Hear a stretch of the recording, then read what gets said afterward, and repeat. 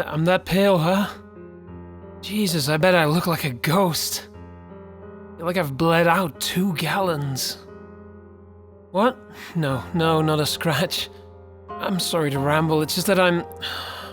What's the word for it? Detached. Strange feeling. Seen it enough times in the field, sort of figured if I was ever going to experience it myself, then I would have experienced it by now. Hell of a thing. I feel like I'm floating outside of my body, just cut the cord and I'd float away.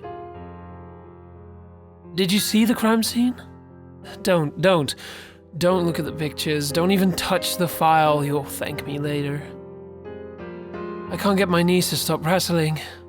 Is that why you're holding onto your coffee like that? I'm shaking the table, aren't I? Hold on a second, let me back up my chair. There, that's better. We've got to go official now, Hob. Can you confirm for the record that you're waiving your right to an attorney? No, I'm still not interested in an attorney. I mean, yes, I'm waiving my rights. Sorry, and I'm as sound of mind as I'll ever be. Are you sure? Yes. That the records show that Detective Hobson Millgate, retired, has waived his right to an attorney. I won't need a lawyer after the DA stops puking and considers taking it public. They're not showing that to a jury. Are you ready to begin? No, but I'll talk anyway. So, what led you to the crime scene on the night in question? Would you believe I was planning a fishing trip before all this started? Never mind. Oh, hold on, I'm thinking. It's hard to organize it. I've never been on this side of the interrogation table before.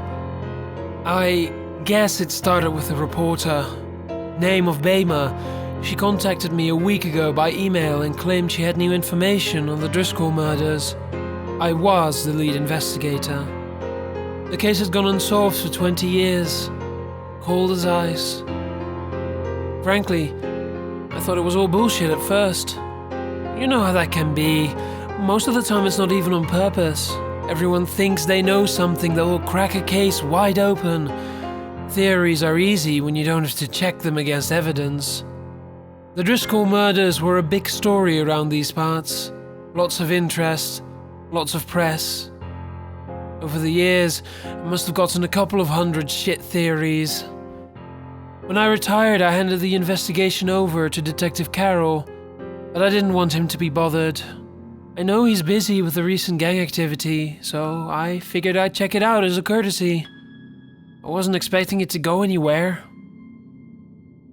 I met her for lunch at Puryear's Cafe.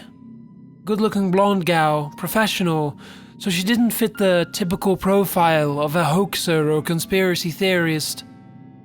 Not that I put too much faith in profiles. She also might have been one of those creepy gals that gets off on death. God knows I've dealt with those. I still thought she might be pulling my leg, or maybe she had been fooled too, but she had a file with her. Looked legit. It contained what appeared to be a confession by Driscoll. Well, he wasn't a murderer, was he? I really do wish he had been, you know. It would have been so much better for everyone. Can you please fill us in on the relevant details of the Driscoll case? Let's see, it would have been 20 years now? Oh, thinking of all those years, I mean, 20 goddamn years. That's a long time to be... Take your time, Hob. Thanks. The Driscolls were a family of 6 out in the suburbs. Upper middle class. Father was an attorney, mother ran her own business selling pottery out of the house. 4 children, all high school age and below. Good kids, honor roll. No criminal records to speak of. The oldest son was caught smoking dope at his high school once, but nothing more besides that. Just the typical stuff you find when you look at people too closely. They disappeared October 13th, 1994. No trace was found of the bodies. The mystery, and seeing as how it was right around Halloween, is probably why the press went so crazy. You still see it show up on some of those unsolved mystery shows. A whole family disappeared and no one saw a thing. No one knew where they went. A neighbor lodged a sound complaint, which is how we got involved. There was an alarm going off and they figured it might be an intruder or something. We dispatched a vehicle. When no one answered the door, the patrolman went in to investigate. There were obvious signs of a struggle in the youngest daughter's bedroom. The bed had been flipped over and the sheets were torn. The alarm was a carbon monoxide detector. We found elevated concentrations of carbon monoxide in the fabric of all the bedspreads, except the youngest daughter's. We wouldn't have known to look without the alarm. The neighbor indicated that the alarm had been sounding for over a day, and he'd been unable to get anyone to answer the door during that time. We also found several aluminum canisters and some hoses in a dumpster a few blocks away. At the time, we assumed the Driscolls had been gassed and disposed of at a different location. Except, of course, the daughter, who woke up at the end and put up a struggle. The investigation gave no leads. Of course, our first thought was that the father did it. We checked it out, but he didn't have motive. No leads to follow up on. Same with the mother. Surviving family checked out clean too. The father had a few clients who might have had a motive, but the means weren't there. He was a divorce lawyer, not for anybody who could have taken out an entire family without leaving evidence. There was a chemistry teacher who lived 3 blocks away, and we investigated him for a while because of the canisters, but he alibied out. Same with a dentist who lived nearby. The wife had an online flirtation with some kid out in England, but nothing adulterous, and he wasn't even in the country at the time of the murder. We settled, unhappily, on the idea of a random killing. Hardest pieces of shit to catch when there's no pattern like that. We must have sunk tens of thousands of man-hours into this case, chasing down leads. Nothing ever came of any of it. We did track down the canisters. They were stolen from a laboratory 10 miles away. No security footage. We couldn't find any leads on the thief. After 6 months with no repeat attacks, the investigation went cold. The Driscolls had been knocked out and abducted. Like I said, no one ever found the bodies. Who was to say they hadn't just run off? Until, well, I'd rather only talk about that once. What can you tell us about how the confession wound up with Mrs. Baymer? She'd been following the case for some years, both personally and as a reporter. Like I said, it captured the imagination of a lot of people. Even seemingly normal folks thought it could have been aliens, ghosts, or demons. Miss Baymer published a retrospective on the murders given the 20 years anniversary. It caused a renewed interest, which happened from time to time. As usual, I declined to comment, citing lack of new evidence. I remembered her asking for my quote though, which is why I accepted the lunch meeting. After publication of the article, Miss Baymer claimed that she had been sent a file. She wished to have me authenticate. The most pertinent part of the file was a confession. I assured Miss Baymer that such false documents are not uncommon, especially on all the cases like this, and that I'd personally heard 24 confessions of the Driscoll murders. She was insistent. Once I felt she wasn't trying to pull off a hoax or getting off on the idea of talking about a murder, I agreed to the meeting. She stated the confession had been mailed to her in the same envelope she showed to me when we met for lunch. Can you describe its contents? Old newspaper clippings outlining the progress of my investigation. They seemed appropriately yellowed, so I guess they were from the trophy book of the perpetrator. There were also 6 photos alleging to be of the individual members of the Driscoll family, as well as several other photos of the facility where they'd been taken. Look at that. My hands won't stop shaking, you see. I'm trying as hard as I can and I just can't make it happen. I'll have to ask the paramedic for a sedative when I'm done with the statement. Don't think I'll be able to sleep otherwise. No, I'm fine for now. I don't want anything to interfere with my recollection for your recording. Just carrying it around in my head is like... Sorry, I'll stay focused. The photos were of the Driscoll family, of course. At the time, I didn't know that. The photos had aged poorly, and they could have been anyone. It was very hard to distinguish features. However, given the elaborate nature of the file, I figured it did warrant a further look. As to the confession letter, well, it was brief. It gave an address. That's the first thing I noticed. I couldn't locate the address online, which meant it had to be old. The confession letter said, "Stop printing lies. I never killed anyone. It just took a while to get them ready for breakfast." There was no signature. Oh, I just remember something. Oh, God damn it, we got sent a breakfast menu a month after the disappearance. Someone had drawn a red circle around a picture of pancakes. The letter said, "They're not dead, they're getting ready for breakfast." We put it in the junk lead file. Oh, God. Oh, God. Detective Milgate, do you need a moment? Oh, my God. How could I have known? We tried to track down that menu. We could never find out where it had come from. It wasn't any place local. The identifying information had been cut out. I don't know what else we could have done. Dear God. Why did you decide to personally investigate the location mentioned in the letter? I'm sorry. I just wanted to make sure it wasn't a hoax. I still wasn't convinced. I've had 20 years of people sending me fake evidence. I guess maybe the case captured my imagination too. I always figured that one day I'd think of something I'd overlooked and solve the whole thing. It felt unbelievable to have someone dump the answer in my lap. I needed to see it with my own 2 eyes. Miss Ayme had pinpointed the location with city records, but neither of us was sure if it was still there. It was an abandoned industrial building. The last time it had a valid mailing address was 50 years ago. It might have caved in for all we knew. I think I also wanted to be the one to crack it. Whether or not it was dumped in my lap, the case just hung over my head for 20 years.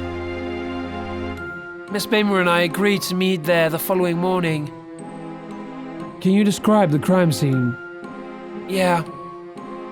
It was an industrial building, as I stated. Approximately 120 feet long by maybe 45 feet wide.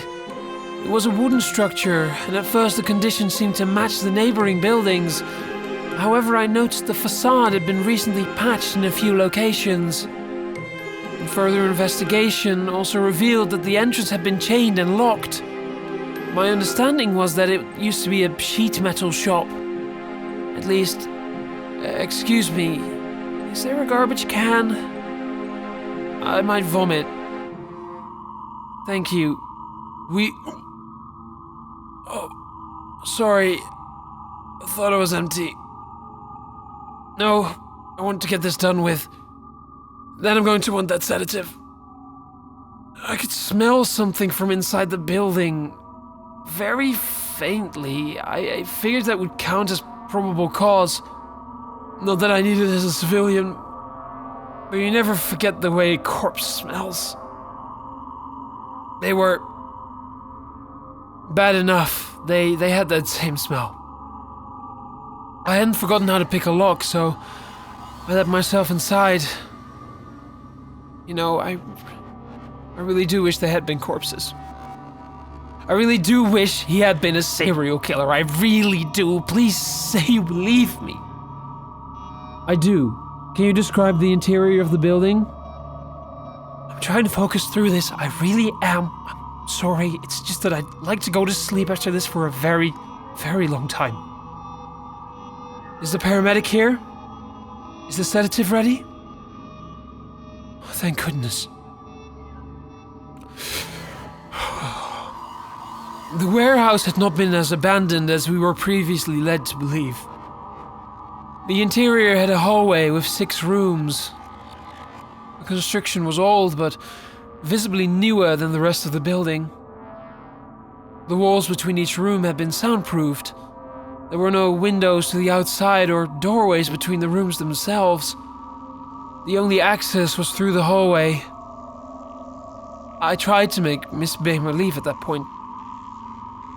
You see, the smell was stronger inside. You could feel it, the smell, like grits getting stuck in your nose, like bits of sand all over your skin. Oh, the rooms contained presses. Hydraulic presses. 4-foot by 8-foot custom presses. I couldn't figure out what they were at first, because they were hovering over what looked like hospital bags. There were IV bags in each room, as well as other medical equipment. That's how we kept them alive for so long, of course. I think I might be seeing black spots. Do you need to take a break? The idea of having to start this again is worse than the idea of finishing it. Then please describe your next course of action. The building was obviously an active crime scene. I had no doubt at this point. I was in the lair of what I believed to be a serial killer. I tried to tell Miss Baymer to leave several times. She refused on the grounds that it would not be right to leave me on my own. There wasn't much time to make an issue out of it. My opinion of her was that she was a bit nosy, but basically alright, and I didn't think she'd be a liability if she stayed out of my way. I had to make a judgment call as to whether or not I should proceed on my own in case the family was somehow impossibly still alive and perhaps in danger, or if I should leave and call for backup. I told my wife where I was going previously, so I knew my absence would be noted and reported. If the worst happened, neither of us could get cell phone reception. Sorry, I'm rambling. It was then that I heard, not even a gasp. It was like a gasp, but not really. I don't want to describe it any more than that. There was a sound. Drew my attention further on. I had to act, that's all that matters. There were some stairs at the very far end of the warehouse, descending into the basement. I told Miss Baymer to remain behind and pulled my service revolver. I had a flashlight on my person as well, and turned it on as I descended into the basement. The basement had been hand-dug, maybe even over the course of the entire 20-year disappearance. I don't know. The floor was dirt and there was a tunnel that retreated back far enough that it had to be supported with struts at regular intervals. When my flashlight first illuminated the stack, I wish they'd been dead. I wish he'd been a serial killer. Please take a moment. After I recovered, my first thought was, thank God they're all dead.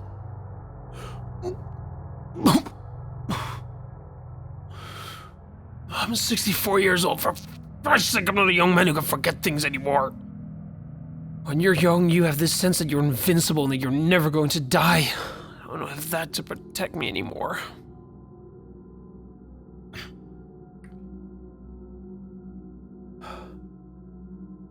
Look at me whining when they had that done to them. It's my fault. Should have found them, saved them somehow. I'm sorry, Hob, but I've got to ask, can you describe the scene? Yeah. I can. I didn't know what I was looking at. At first, I still don't... It was a stack. Maybe 2 feet thick. From the stink and coloring, it was obviously made of flesh. I thought maybe he'd hacked them up and stacked them up in pieces. That would have been bad enough. The first thing that alerted me to the truth was the eyeball. On the top of the stack was a perfectly round eyeball, in the middle of a socket that had been distorted to the size of a saucer. That's when I realized what I was looking at. 20 goddamn years of torture, basically. He had the entire Driscoll family under those presses for 20 years, keeping them alive on an IV drip, increasing the pressure on them so slowly that their bodies had time to adapt until they'd been flattened like pancakes. He squished them by about a quarter inch every year for 20 years. Then he pulled them out when they were too broken and wretched to move, without any chance of recovery, and stacked them on top of each other. I've got no idea what for. I don't want to know. And I was still thinking, thank God they're all dead, when the one on top started gasping again. What did they say? Nothing at first. It couldn't speak without help. I think it would have been Avery Driscoll. Not that I could tell much about the gender or the age. The hair was blonde when I was hair. The head was a mess of scars. I think the son of a bitch who did this must have removed parts of their skulls. I've got no idea how he got their heads so flat otherwise. Not as flat as the rest of the bodies, but flat. Who the hell knows how their brains handled that? Their lips were punctured by teeth everywhere, after the presses had flattened out their noses, I guess.